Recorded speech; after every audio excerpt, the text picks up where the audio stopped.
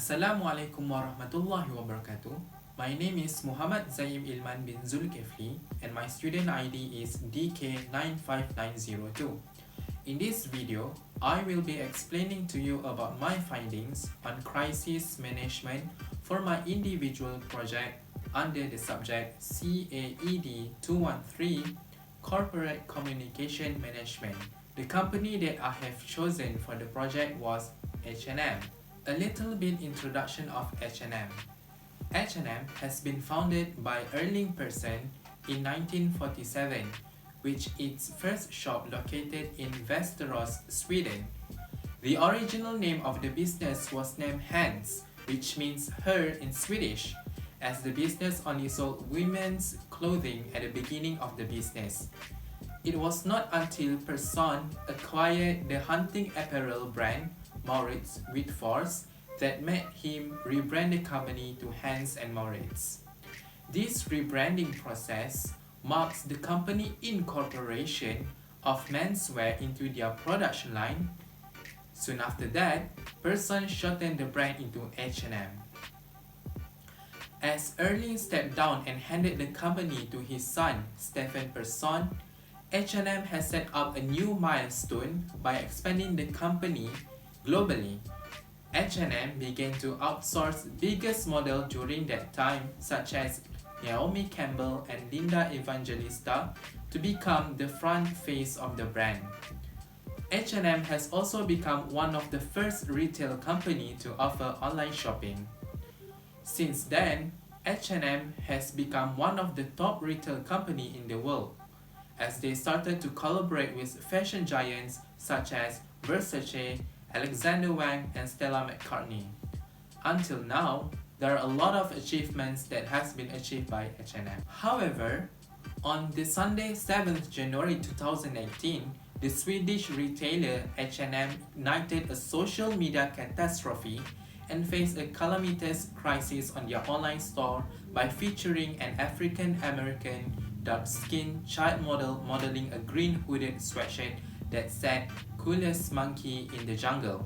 The advert featuring a child model named Liam Tango was spread across social media after a day it was released on H&M's US and UK's online store.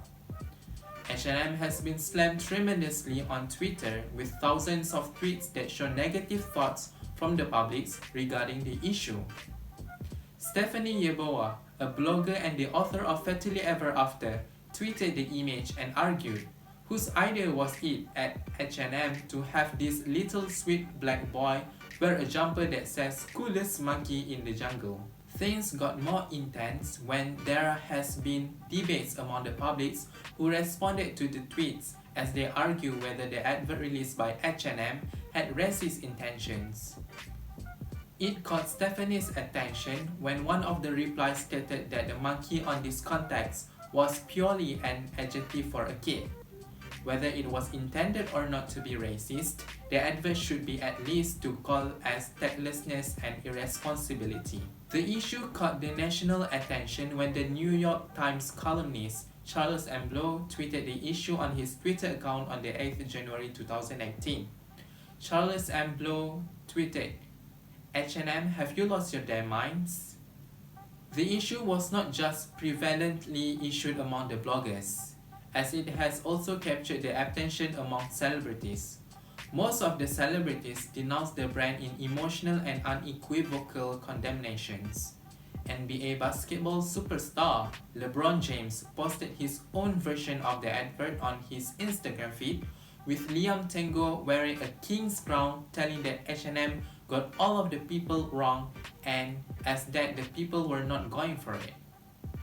Canadian pop star with Ethiopian descent, The Weeknd, who had collaborated with and modeled in advert campaigns for H&M, announced that he would cutting ties with the brand because of the incident. Following The Weeknd, G-Eazy, an American rapper, had also announced his withdrawal from the brand. G-Eazy uploaded a statement explaining his decision to part ways with the brand that he partnered with a short time ago. As the crisis grew rampant across social media, H&M was forced to apologize for the advert, H&M issued an official statement the morning of January 8th that was picked up by many media outlets including CNN, Money and USA Today. According to H&M, they will sincerely apologize for offending people with the image of a printed hooded top. In a statement, H&M said it agreed with those who were upset about the image. "We are deeply sorry that the picture was taken, and we also regret the actual print," the company said in the statement. "Therefore, we have not only removed the image from our channels, but also the garment from our product offering globally." There has been petitions called for global boycotts of H&M. Demonstrations were held around the world. In South Africa, the members of the economic freedom fighters protested across the country and trashed a number of H&M stores. As for the model mother, Terry, she was actually intrigued that she was in the middle of one of those public relations nightmares she had been reading about on one of her favorite online communities, the Black Vogue.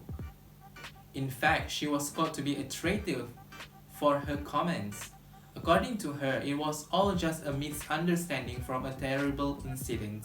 If she had the opportunity to explain herself, people will understand and feel foolish that they were making a big to-do for nothing. The timeline of the crisis had lasted for 10 days, from the 7th January 2018, when H&M released the controversial advert on its online store. Over the 10-day period, there were many reactions from stakeholders across the social media, including the public, the consumers, the collaborators, and celebrities expressing their emotions towards the biased advertisement. During those periods, H&M has been interacting to their stakeholders by posting official statements through their social media. To overcome the crisis, H&M had issued a series of apologies to the stakeholders through their social media account. Due to that, H&M had promised to take down the image and remove all the garments from the store. On the next day, the image of the boy was taken out. However, the garment was still available on its online store. H&M acknowledged their wrongdoing and apologized following that matter. Due to the demonstration happened in South Africa, H&M had closed its stores in that area for the safety of their employees and customers. H&M has appointed the new Global Head Diversity and Inclusivity, Annie Wu, as part of the crisis management. H&M has reached out around the world to get feedbacks.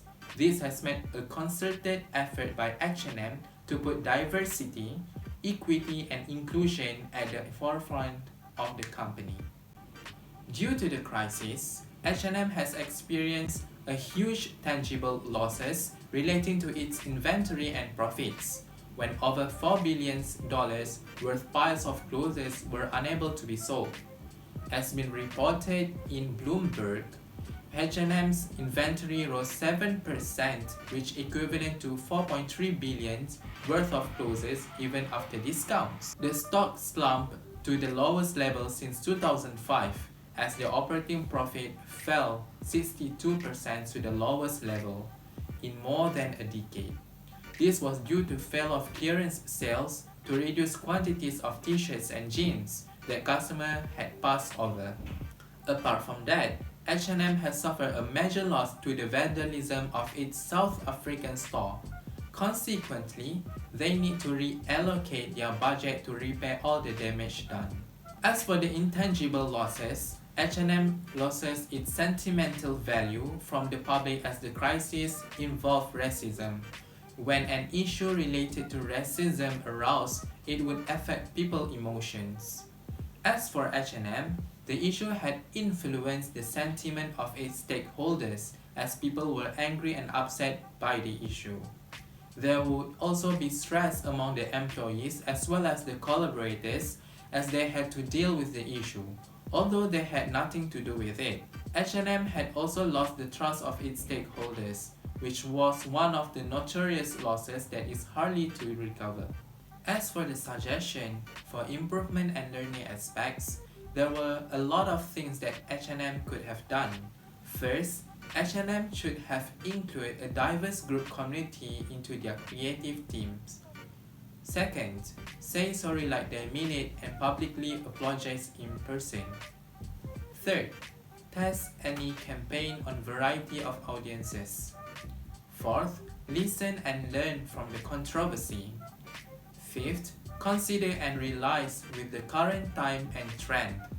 And lastly, explain their problem to the public with transparency. As for the conclusion, based on the crisis management implemented by H&M, my opinion is that H&M crisis planning were not at their optimal level during that time. As we go through the crisis, we could see that the public relations are important to every organization. The nature of its work, communicating through intermediaries, could be seen as one of the challenges that need to be confronted by the public relations. Public relations boosts the credibility of an organization because it will function through the numerous trusted intermediaries. Moreover, these intermediaries communicate with some audience that looks to them to filter out all of the nonsense. If messages are chosen to be shared, they will gain credibility because of the intermediaries' credibility. Now, more than ever, it is important for organizations to have as quickly as possible a communication plan in place to control and respond effectively to a crisis or potential crisis. The use of words and sincerity play a huge role in handling a crisis. Whether or not we have the intention to create such issue, we have to embrace the change that happens by means that apologetic statements are not enough. Action speaks louder than words. In this pre-digital age, this is when people can access information inside and out of any organization with no boundaries. All the things that an organization should have done was being transparent to their stakeholders. That's all from me. Thank you.